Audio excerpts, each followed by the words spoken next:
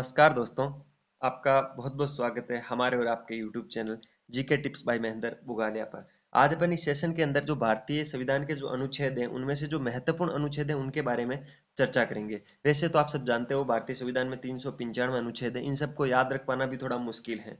तो उसके लिए जो महत्वपूर्ण अनुच्छेद है जो बार बार एग्जामों में पूछे जा रहे हैं, अलग अलग स्टेट में जो एग्जाम हो रहे हैं उनमें जो बार बार अनुच्छेद पूछे जा रहे हैं या एग्जाम की दृष्टि से जो इंपॉर्टेंट अनुच्छेद है उनको मैंने सबको एक जगह कर दिया है। इस क्लास में आपको वो अनुच्छेद आपको मैं पढ़ा दूंगा, जिससे आप कोई भी इन फ्यूचर एग्जाम देते हो तो अनुच्छेद में से क्वेश्चन सही होने की संभावना आपकी 99.99% रहेगी। यानी जितने भी महत्वपूर्ण अनुच्छेद है वो सारे मैं आपको एक जगह बता दूंगा। अपना ये जो यूट्यूब चैनल है GK tips by Mahendra Bugalia, इसको आप एक बार ओपन करना। जब आप ओपन करोगे तो देखोगे जितने भी कंपटीशन में सब्जेक्ट आते हैं उनके अंदर जो भी टॉपिक्स है उन टॉपिक्स को एक एक क्लास में कंप्लीट करवा रखा है, और उसके अंदर जो भी महत्वपूर्ण जानकारी है उस क्लास के अंदर कंप्लीट प्रोवाइड करवा रखी है, जिससे कि अपन कोई भी एग्जाम को इजीली क्रैक कर सकते हैं। तो बहुत ही कम टाइम में अगर आपको अच्छी तैयारी करनी हो तो ये यूट्यूब चैनल आपके लिए है। तो आप मुझे अप्रिशिएट करने के लिए, मेरी मेहनत अगर आपको अच्छी लगती है तो मैं आपसे रिक्वेस्ट करूंगा कि प्लीज़ चैनल को सब्सक्राइब करें, वीडियो को लाइक करें, अपने दोस्तों के साथ शेयर करें, मेरे लिए एक अच्छा सा कमेंट करें और नोटिफिकेशन वाली बेल को प्रेस कर लें, जिससे आपको नए वीडियो की नोटिफिकेशन सबसे पहले और मुझे मोटिवेशन मिल जाएगा। बिना किसी देरी के आज की क्लास को अपन शुरू करते हैं। महत्वपूर्ण अनुच्छेद, ये सबसे पहले मैं आपको एक चीज बता देता हूँ। जो भी अपन अनुच्छेद पढ़ेंगे उससे पहले एक बार मोटा मोटी आपको संविधान का खाका याद होना जरूरी है। एक्चुअल के अंदर संविधान है क्या, तो मैं आपको एक इंपॉर्टेंट जानकारी आपको दे देता हूँ। जो भारतीय संविधान है उसके अंदर भाग कितने आपसे पूछे तो आप बता दोगे। इस भारतीय संविधान में 22 भाग है। इन 22 भागों के अंदर अनुच्छेद कितने हैं, तो अनुच्छेद 395, ठीक है। इसके अलावा एक अनुसूचियां और होती है, ठीक है। अनुसूचियों पर एक अलग से अपनी क्लास होगी। तो अनुसूचियां हैं, 12 अनुसूचियां भारतीय संविधान में। कितनी अनुसूचियां हैं, 12 अनुसूचियां। ये तीनों चीजें आपको अच्छे से याद होनी चाहिए, तब आपको ये चीजें सारी समझ में आएगी, ठीक है। क्योंकि मोटा मोटी संविधान का खाका यही है। संविधान, भारतीय संविधान के अंदर 22 भाग है और इन 22 भाग के अंदर 395 अनुच्छेद है और 12 अनुसूचियां हैं, ठीक है। अब 395 अनुच्छेदों में से जो इंपॉर्टेंट एग्जाम की दृष्टि से वो अपन यहाँ पर अनुच्छेद पढ़ लेते हैं। सबसे पहले अनुच्छेद 1, पहला अनुच्छेद, ठीक है। भारतीय संविधान का पहला अनुच्छेद क्या कहता है, भारत अर्थात इंडिया राज्यों का संघ होगा। यानी अलग अलग राज्य मिलकर इंडिया का निर्माण करेंगे, जिसको भारत अर्थात इंडिया बोलेंगे। तो भारत अर्थात इंडिया राज्यों का संघ होगा, वो अनुच्छेद 1 में लिख रखा है, ठीक है। अगला क्या, अनुच्छेद 2 में क्या है, नए राज्यों का प्रवेश या स्थापना। भारत के अंदर कोई भी नया राज्य मिलाना हो या भारत के अंदर भी किन्हीं राज्यों का सीमांकन करके नया राज्य बनाना हो तो वो अनुच्छेद 2 के अंदर बनेगा, ठीक है। अनुच्छेद 3 क्या है, राज्य निर्माण तथा सीमाओं और नामों में परिवर्तन होगा तो वो अनुच्छेद 3 के अंदर होगा, ठीक है। नए राज्यों का प्रवेश या स्थापना का मतलब तो ये हुआ कि जैसे ये इंडिया की होगी, यहाँ पर कोई पाकिस्तान का राज्य है वो भारत मिलाता है, ठीक है। तो ये मिलाएगा, तो इसके लिए जो रूल रेगुलेशन होंगे वो अनुच्छेद 2 में होंगे। भारत के अंदर ही जैसे राज्य हैं, ये राज्य हो गया राजस्थान, या मान लो पंजाब है या हरियाणा है, इनकी सीमाओं में कोई परिवर्तन करना है तो अनुच्छेद 3 के अंदर होगा। अनुच्छेद 4 क्या है, पहली अनुसूची व चौथी अनुसूची के संशोधन तथा 2 और 3 के दिन बनाई गई विधियों का उल्लेख कहाँ मिलता है, तो अनुच्छेद 4 में मिलता है। अनुच्छेद 5 क्या बोलता है, अनुच्छेद 5 कहता है संविधान के प्रारंभ पर नागरिकता। जब संविधान लागू हुआ था उस टाइम जो भारत के अंदर नागरिक थे उनकी नागरिकता को लेकर क्या क्या प्रावधान थे, उनको नागरिक कैसे बनाया जाएगा, उनको नागरिकता कैसे दी जाएगी, वो अनुच्छेद 5 के अंदर है। अनुच्छेद 6 में क्या है, ये 5, 6, 7, 8 और 9 बहुत ही कंफ्यूजिंग वाले हैं। 5 से लेकर संविधान के अनुच्छेद 5 से लेकर अनुच्छेद 10 तक नागरिकता के बारे में मोटा मोटी प्रावधान होते हैं। तो अनुच्छेद 5 के अंदर तो संविधान जब प्रारंभ हुआ उस टाइम जो नागरिकता के प्रावधान थे उनके बारे में लिख रखा है। अनुच्छेद 6 में जो विदेश से भारत जो व्यक्ति आते हैं उनको लेकर नागरिकता के जो नियम है वो अनुच्छेद 6 के अंदर मिलते हैं, ठीक है। भारत आने वाले व्यक्ति यानी विदेशी जो नागरिक हैं वो भारत की नागरिकता लेना चाहते हैं तो उनके लिए अनुच्छेद 6 में प्रावधान मिलेंगे। अनुच्छेद 7 क्या है, पाकिस्तान जाने वाले को नागरिकता। अगर कोई भारत को छोड़कर पाकिस्तान जाता है यानी पाकिस्तान को ऊपर वजन करने वाले कुछ व्यक्तियों की नागरिकता के अधिकार है वो कहाँ पर है, तो अनुच्छेद 7 के अंदर है। फिर अनुच्छेद 8 क्या है, भारत के बाहर रहने वाले व्यक्तियों का नागरिकता। भारत के बाहर रहने वाले भारतीय जो उद्भव हैं उनके व्यक्तित्वों के जो नागरिकता है उनके अधिकार कहाँ पर मिलते हैं, तो अनुच्छेद 8 के अंदर मिलते हैं। फिर सर अनुच्छेद 9 क्या है, विदेशी राज्य की नागरिकता लेने पर नागरिकता का ना होना। अगर कोई भी नागरिक है जो दूसरे देश या दूसरे राज्य, यानी दूसरे राज्य, भारत तो एकल नागरिकता वाला देश है, जो बाहर जो अन्य देश है उसके अंदर क्या होता है कि प्रत्येक देश के अंदर अलग अलग राज्य होते हैं, उन राज्यों की भी नागरिकता लेनी पड़ती है, अलग अलग राज्य की अलग अलग नागरिकता होती है। वैसे ही कोई भी विदेशी राज्य या किसी विदेशी या मतलब किसी अन्य देश की नागरिकता लेने पर नागरिकता का ना होना अनुच्छेद 9 में लिख रखा है। किस में लिख रखा है, अनुच्छेद 9 में, ठीक है। अनुच्छेद 10 क्या है? अनुच्छेद 10 के अंदर नागरिकता के अधिकारों का बना रहना, नागरिकता के अधिकारों का बना रहना अनुच्छेद 10 के अंदर है। अनुच्छेद 11 क्या है? संसद द्वारा नागरिकता के लिए कानून का विनियमन, संसद के द्वारा नागरिकता के लिए कानून का विनियमन अनुच्छेद 11 में लिखा हुआ है। अनुच्छेद 12 में है राज्य की परिभाषा, यानी अपन जो बोलते हैं अलग अलग राज्य हैं, ठीक है, ये मतलब संघ है वो मिलकर भारत को बनाते हैं या अलग अलग राज्य मिलकर भारत को बनाते हैं, तो ये राज्य क्या है उसकी परिभाषा कहाँ पे मिलती है? तो अनुच्छेद 12 में मिलती है। बहुत ही इंपॉर्टेंट अनुच्छेद, एग्जाम की दृष्टि से याद रखोगे। राज्य की परिभाषा अनुच्छेद 12 में मिलती है। अनुच्छेद 13 क्या है? मूल अधिकारों को असंगत या अल्पीकरण करने वाली विधियां, जो आदमी के मूल अधिकार होते हैं, आपको मूल अधिकारों के लिए अगर आपको अलग से क्लास चाहिए तो आप मुझे कमेंट में बता देना, मूल अधिकारों की एक अलग से क्लास आपको मिल जाएगी, ठीक है। नीति निर्देशक तत्वों की अलग क्लास चाहिए तो बता देना, वो मैं आपको बता दूंगा भाग 4 पढ़ा के, ठीक है। भाग 3 के अंदर आते हैं मूल अधिकार, ठीक है। जो मूल अधिकार हैं उनको असंगत या उनको कम करने वाली जो विधियां या कानून बने हुए हैं वो अनुच्छेद 13 के अंदर है। कहाँ है? अनुच्छेद 13 के अंदर है। अनुच्छेद 14 के अंदर है विधि के समक्ष समानता, विधि के समक्ष समानता यानी कानून के समक्ष सबकी एक समान होना, वो अनुच्छेद 14 में लिख रखा है। अनुच्छेद 15 क्या है? धर्म, मूल वंश, जाति, लिंग या जन्म स्थान के आधार पर भेदभाव पर रोक। आजकल एग्जामों के अंदर इतने डिटेल्ड क्वेश्चन पूछे जाते हैं कि भेदभाव पर जो रोक लिख रखा है वो किन किन आधार पर लिख रखा है वो भी पूछ लेते हैं, तो आपको ध्यान रखना है। धर्म, मूल वंश, जाति, लिंग या जन्म स्थान के आधार पर जो भेदभाव है उस पर रोक अनुच्छेद 15 में लिख रखी है। वेरी वेरी इंपॉर्टेंट, ये सबसे इंपॉर्टेंट अनुच्छेद है, याद रखोगे। अनुच्छेद 15 के अंदर धर्म, मूल वंश, जाति, लिंग या जन्म स्थान के आधार पर आप किसी पर भेदभाव नहीं कर सकते हो या भेदभाव पर रोक है, वो अनुच्छेद 15 के अंदर है। आगे चलते हैं। अनुच्छेद 16 क्या है? लोक नियोजन के अवसर, लोक नियोजन में अवसर की समानता अनुच्छेद 16 के अंदर है। लोक नियोजन में अवसर की समानता कहाँ है? अनुच्छेद 16 के अंदर है। अस्पृश्यता का अंत यानी छुआछूत का अंत, मतलब ये कहाँ पर है? तो अनुच्छेद 17 के अंदर अस्पृश्यता का अंत लिखा हुआ है। अनुच्छेद 18 में क्या है? उपाधियों का अंत, उपाधियों का अंत अनुच्छेद 18 में कई बार एग्जाम में पूछा गया, इंपॉर्टेंट है अनुच्छेद 18। अनुच्छेद 18 के अंदर उपाधियों का अंत मिलता है। अनुच्छेद 17 में अस्पृश्यता का अंत मिलता है। अनुच्छेद 16 में लोक नियोजन में अवसर की समानता मिलती है और अनुच्छेद 15 में धर्म, मूलवंश, जाति, लिंग या जन्म स्थान के आधार पर विभेद का प्रतिषेध मिलता है, ठीक है। आगे चलते हैं। अनुच्छेद 19 क्या है? अभिव्यक्ति की स्वतंत्रता, अभिव्यक्ति की स्वतंत्रता है मतलब कोई भी चीज अगर आप अभिव्यक्त करना चाहते हो तो आप स्वतंत्र हो, अनुच्छेद 19 के अंदर, ठीक है। अनुच्छेद 19 ए भी इंपॉर्टेंट है, सूचना का अधिकार, सूचना का अधिकार है वो अनुच्छेद 19 ए के अंदर आता है, ये भी इंपॉर्टेंट है, ध्यान रखना। अनुच्छेद 19 अभिव्यक्ति की स्वतंत्रता, इनमें ये इंपॉर्टेंट है, ठीक है। आगे चलते हैं। अनुच्छेद 20 क्या है? अपराधों के दोष सिद्धि के संबंध में संरक्षण, अपराधों के दोष सिद्धि के संबंध में संरक्षण अनुच्छेद 20 में मिलता है। अनुच्छेद 21 क्या है? प्राण और दैहिक स्वतंत्रता का संरक्षण अनुच्छेद 21 में मिलता है। अनुच्छेद 21 में प्राण और दैहिक स्वतंत्रता का संरक्षण मिलता है, इतना इंपॉर्टेंट है। और इसके अंदर ये है वो इससे भी इंपॉर्टेंट है, कई बार एग्जाम में पूछा गया है। राजस्थान में कोई एग्जाम होता है तो ये सबसे फेवरेट क्वेश्चन होता है। अनुच्छेद 21 ए क्या है? 6 से 14 वर्ष के बच्चों को शिक्षा का अधिकार है, वो अनुच्छेद 21 ए में मिलता है। और अनुच्छेद 21 में प्राण और दैहिक स्वतंत्रता का संरक्षण मिलता है, ठीक है। और 21 ए के अंदर क्या मिलता है? 6 से 14 वर्ष के बच्चों को शिक्षा का अधिकार मिलता है, मोटा मोटी शिक्षा का अधिकार अनुच्छेद 21 ए या अनुच्छेद 21 के अंदर है, मतलब के बोले तो ये के कमल वाला, ठीक है। निजता का अधिकार भी अनुच्छेद 21 के अंतर्गत ही आता है, ठीक है। अनुच्छेद 21 में निजता का अधिकार आता है, लेकिन अनुच्छेद 21 इंपॉर्टेंट है, ध्यान रखना, ठीक है। अनुच्छेद 22 क्या है? कुछ दशाओं में गिरफ्तारी से संरक्षण, कुछ दशाओं के अंदर गिरफ्तारी से संरक्षण मिलता है अनुच्छेद 22 के अंदर। किसमें मिलता है? अनुच्छेद 22 के अंदर। अनुच्छेद 23 क्या है? मानव के दुर्व्यापार, बेगारी एवं बलात्श्रम पर प्रतिबंध। पहले ये कृतियां बहुत चलती थी, आजकल तो बहुत कम है। फिर उस टाइम ये अनुच्छेद 23 था। अनुच्छेद 23 में क्या था? मानव के दुर्व्यापार, बेगारी एवं बालाश्रम पर प्रतिबंध अनुच्छेद 23 के अंदर मिलता है, ठीक है, आपको ध्यान रखना है। आगे चलते हैं। अनुच्छेद 24 क्या है? 14 वर्ष से कम आयु के बच्चों को कारखानों, खान या किसी खतरनाक उद्योग में कार्य नहीं कराया जा सकता, यह अनुच्छेद 24 में लिखा गया है, इंपॉर्टेंट है। जो 14 वर्ष के कम आयु के जो बच्चे हैं उनको कारखानों में, खानों में या कोई भी खतरनाक उद्योग है जहां पर जान का खतरा है वहां पर कार्य नहीं कराया जा सकता है, ये अनुच्छेद 24 में लिख रखा है।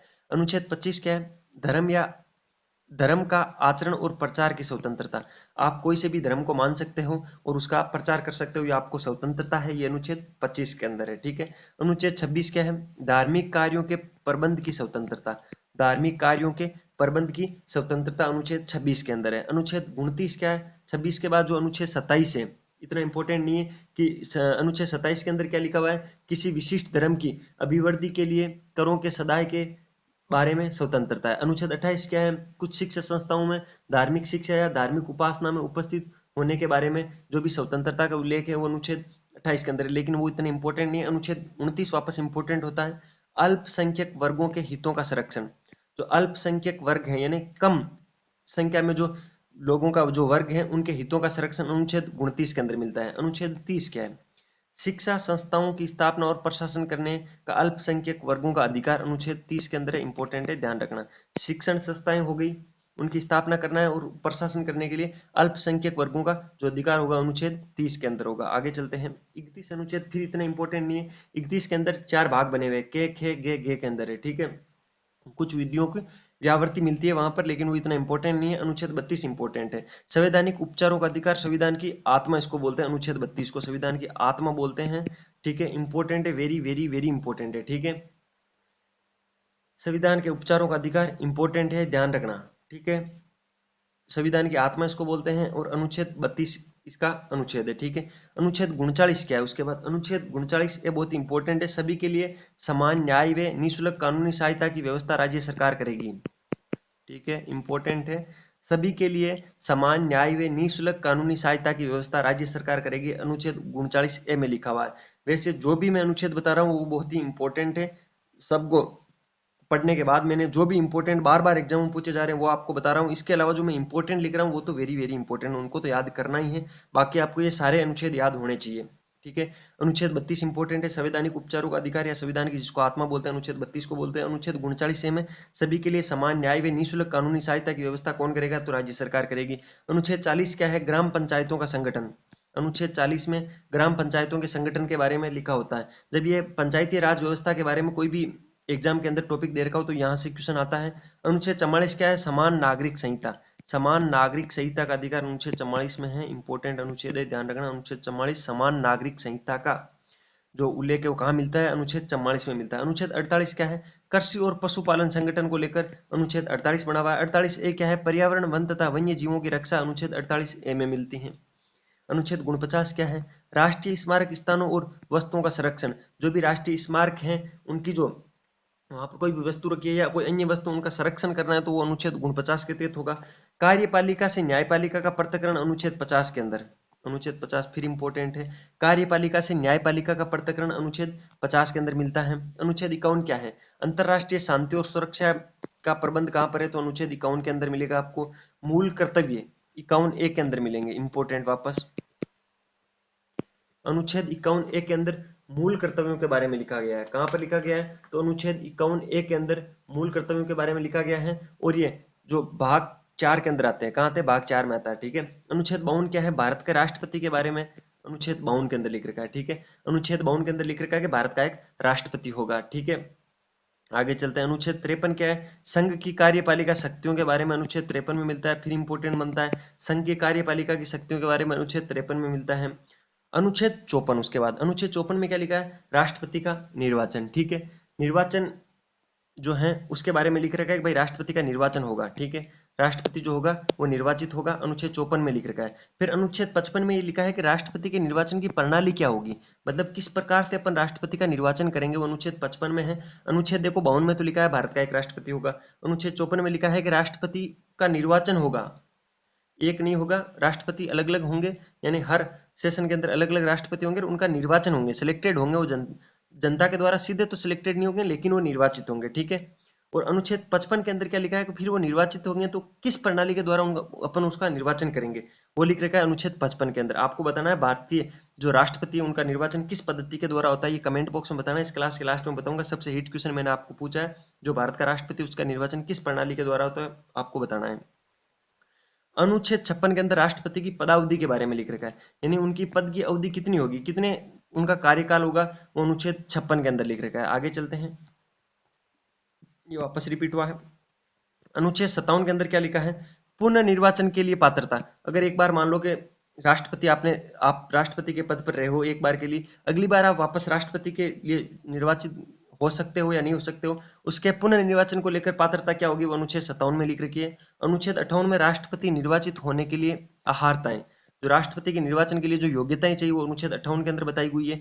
अनुच्छेद 60 वापस इंपॉर्टेंट आता है, बहुत इंपॉर्टेंट अनुच्छेद है अनुच्छेद 60। यहाँ पर राष्ट्रपति की शपथ का उल्लेख मिलता है, अनुच्छेद 60 के अंदर राष्ट्रपति की शपथ का उल्लेख मिलता है, इंपॉर्टेंट अनुच्छेद है, ध्यान रखना।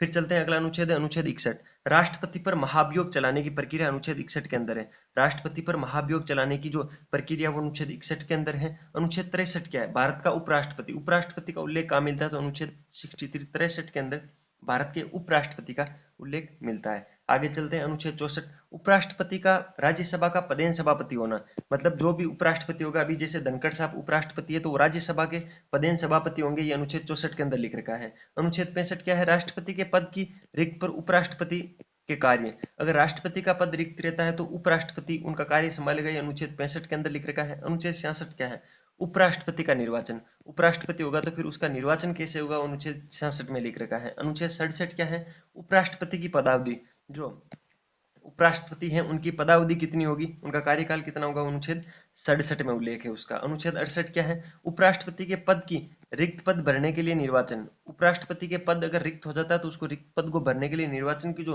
प्रक्रिया है वो अनुच्छेद 68 के अंदर है। अनुच्छेद 69 क्या बोलता है, उपराष्ट्रपति द्वारा शपथ, उपराष्ट्रपति की जो शपथ है उसका उल्लेख अनुच्छेद 69 में मिलता है, किसमें मिलता है, 69 के अंदर मिलता है, ठीक है। आपको ध्यान रखना है, जो राष्ट्रपति उसकी शपथ का उल्लेख तो मिलता है अनुच्छेद 60 के अंदर, ठीक है। राष्ट्रपति द्वारा शपथ का प्रतिज्ञान कहाँ मिलता है, अनुच्छेद 60 में मिलता है।